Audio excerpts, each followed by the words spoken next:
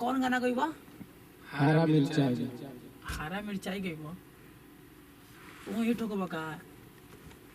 पूछो का काचा बादाम हरा मिर्चाई को गाना हो। ट्रेंडिंग में आजकल वही चलता है। चलो ओने के हमने कॉपी नहीं करे, उसको छोटा है ठीक ना, उठा उठा किसी गाना गा देता है। आइए जाके डांस दे, गाना मत चोरी लो। हमारे से खराब कोई ना हो।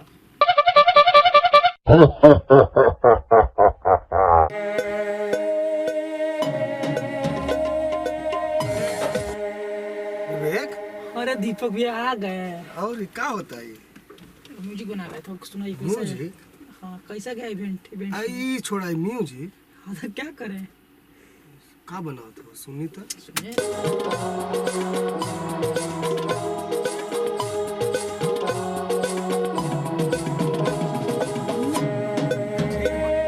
ठीक बा, लेकिन हमार गाना तो रिलीज हो गई। सेज वाला खाना तो एकदम सुपर हिट हो गई बा। हाँ हाँ, हो नागिन जैसन चाल वाला तो वो तो एकदम गर्दा छुड़ाइले बा। तेजी से रील बनता हम देख लें से। हाँ, और अब वो जो अभी कल है जो रिलीज भइल बा, बोलो राधे राधे वाला। हाँ उसका भी तेजी से वायरल हो रहा है गाना। गर्दा छुड़ाइले बा। और सब बैंड बढ़िया से गया है आपका। वो सब ठीक बा, वही पैसा नहीं के बजा। पैसा ना मिला ना, इवेंट करके चले पैसा नहीं मिला। कह रहा है कि देवेंगे, गूगल पे कर देंगे, कैश दे ही नहीं रहा है। तो गूगल पे ये सब गूगल पे बीमारी हो गई, फुसफत का नेटवर्क का काम नहीं कर रहा। हाँ, सही कहला। नहीं सोच रहे हैं कि मान लिया खाली रही काम ना करते रहे बैठल रही तो सोच रहे हैं कि मान लो हमें जो स्टाफ रहता है मगर मंगरुआ मंगरुआ, हाँ तो गाय का हो का कहता नहीं पता का विवेक देखा सुना आज हम कहता नहीं जब नून मिर्चाई मुरई लैला कौन गाना आइल बा हो, पुदीना लैला, लौका लैला, तब जब ये सब गाना हिट हुई मार्केट में तो हमने सबसे इतना अच्छा अच्छा गाना गावे के बाद 100 में से 4 गो आदमी चिन्हा था बस।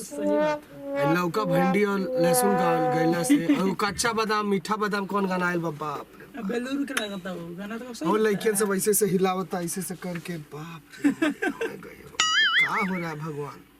हां टेंशन में हो गए। तो आप मिर्चाई मिर्चाई लहसुन सब गावेंगे, सब गावेंगे। मगरुआ का गावेगा? मंगरुआ के कुछ अफसोस बुलाए तो मैं गा गावा तो ओकरा देखल जे गावत रही। हां हां हां, बड़ी जानते गावा का काम पड़ जाता है। नो दूसरा के मेहरारू पर नजर डाला। आपसे और बात बताते हैं, हमारा आपसे और कर देते हैं। अच्छा ना बताओ तो उसका मेरा साथ थोड़ा सा हो चुका है ऐसे तुम्हारा। हाँ तो उसको थोड़ा सा गवा और कोट पट के रखते हैं जरूर नहीं।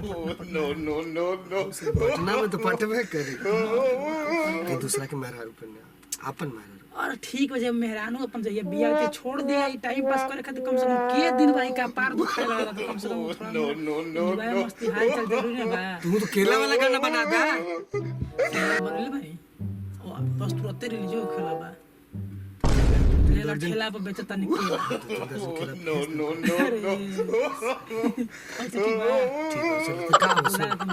नो बुला सुनी बोला मत बहुत जल्दी डेरा लाओ। हाँ बुला अति होला नु, अति हो जाला, बाप रे बाप। उतना कहलस कि भैया अति हो गइल बा। हम सोचने के ए मंगरू बुला मंगरुआ के बुला मंगरू का हाल गुरु जी? प्रणाम। का रे मंगरुआ का आइल बा? बड़ा खुश लगा था मंगरू आ जाओ। काहे हो? आज गारू जी हमारे से गाना गवाई है। आप सो अति होता ही अति होता है सब। हमने सब गावे, हमने सब का छुट्टी होई भैया मंगरुआ गाई। छुट्टी कैसे हो जाएगी? नहीं सब लड़का अच्छा गाता है, अच्छा ना गाता है, बहुत बढ़िया गाता है लड़का। हाँ बहुत बढ़िया। हाँ नहीं देखे हैं तनी से सुर दत्त भाई सुनावा। माइक दी ना रुक जा, माइक दी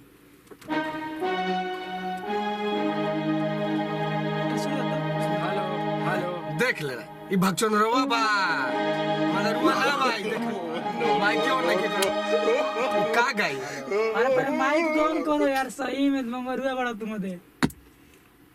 हेलो असली भक्चन फूक तो बाई करो। अब सुर दत्त भाई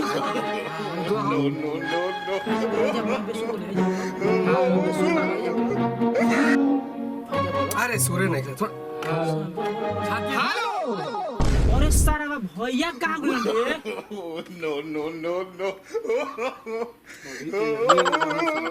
कर स्पीकर वो में लाइन नहीं खे कैसे बोला रे? आई हो दादा ये तो बाजता तनी हालो बोलता रे भाई। हेलो हेलो ए साला हेलो हेलो हेलो साला वो कैसे बोला कि हमारा स्पीकरो उड़ा देला कंप्यूटरो उड़ा देला बिगाड़ गल गारू जी। सारा मारत काहे के बानी रो? मारत काहे के बने सारा कैसे चिल्लाइले रे? रहुए ना कहनी आ कि जोर से हेलो बोलो तो हम हेलो बोल देनी। साला मुस्किया तभी तो उड़ा देले। अच्छा ट्राई कर दे शांत रह चल बैठ बैठ भाई आवे न तोरा काट के फेंक देती लेकिन का करी कुछ मजबूरी बा। लाइन फिक्स देखे देखत है ना जी त नहीं की ल खत्म हो गेल का यार। आइल बा हेलो वाह hello hello hello hello hello बैठनी तो ठीक हो गई।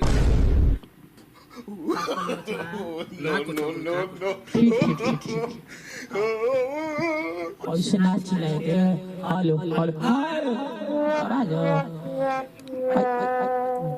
ई भाई साहब कहाँ चल गए? चल घर लागल एक दो नंबर खोल दे सुर दिया बढ़िया से ना। कौन गाना गइबा?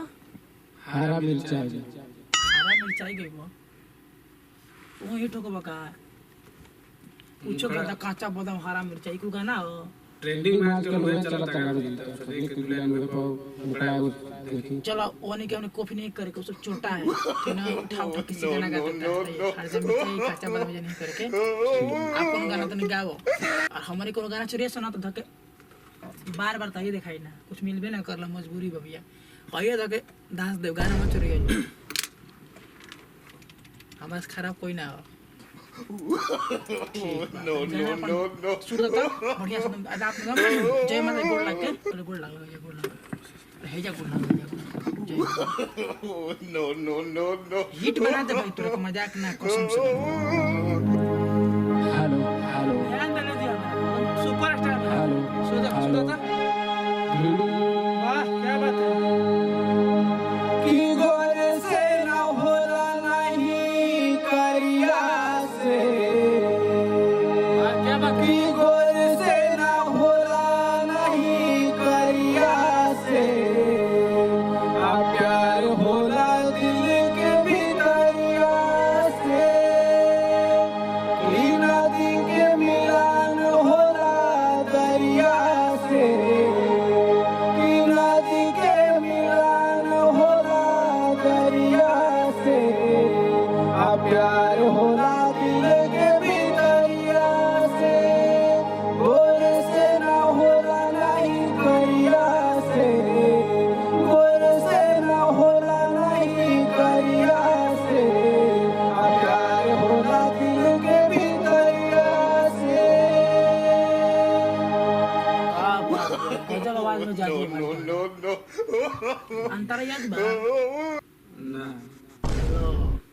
कहे के गुरुजी गनबे नहीं खिंगावे आवत जब मुंड बोल गाना गावे जब तोरा गाना गावे के बैठने तारा अंतरे नहीं छे याद। युवा चालू करे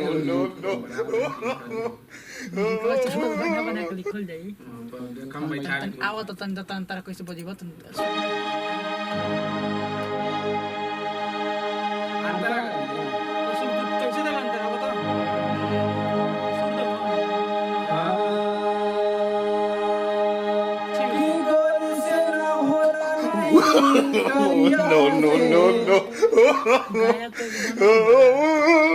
अंतरा मुखरा पता बा कौन कहला सुनले बानी बा कैसे जारी बना के काम तो गायकी बने चलो बा जो पहले अंतरा मुखरा सीख गई ना तो नो माइक मत छोड़ के भाग नमस्ते प्रणाम हम आप सबके छोट भाई विवेक भास्कर और ई बड़े राकेश गिरी जी। तो हमने के एक छोट सा चैनल में भक्चोनहर जाना पे एगो एंटरटेनमेंट वीडियो बनाने जा तो आप सबसे आशीर्वाद देकर थोड़ा भी अच्छा लागत हुई तो हमने के अपन भाई समझ के हमने के चैनल सब्सक्राइब करें, आगे बढ़े, लाइक करें, कमेंट करें और शेयर करें, और कमेंट में टूटी फूटी गलतियाँ का बताएं ताकि हम लोग आगे सुधार सकें। और एक खास बात आप लोग के बीच में कि हमने के मेहनत करके बहुत बढ़िया भोजपुरी इंटरटेनमेंट गाना बने ले भैया, जब गाना करना बस सेज वाला खाना। तो एक बार आप लोग ओशियन रिकॉर्ड भोजपुरी चैनल पर जाके सर्च करी जा, सेज वाला खाना नंबर 1 पे आई, तो वो गाना के सुनी जा और अपन प्यार दुलार से बात दे जा। बहुत अच्छा गाना बा, वो तेजी से वायरल हो रहा बा, ऐसे रोज के बीच में दिखावा तनी कितना तेज से वायरल हो रहा बा। तो इंस्टाग्राम आपको दीजिए, देखिए इंस्टाग्राम पे तेज वायरल हो रहा है। इसके बाद नीचे करो ना, हाँ देखिए तेजी वायरल हो रहा है गाना। तीसरा नंबर देखिए, चौथा नंबर, 5वां नंबर, ये देखिए 6वां नंबर, 7 नंबर, 8 नंबर, 10 नंबर। यानी ये गाना तेज से वायरल हो रहा है बहुत कम दिन में, कम समय में।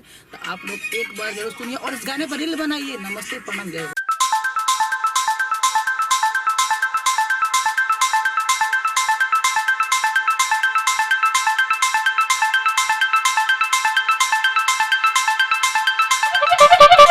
Ha ha ha ha ha.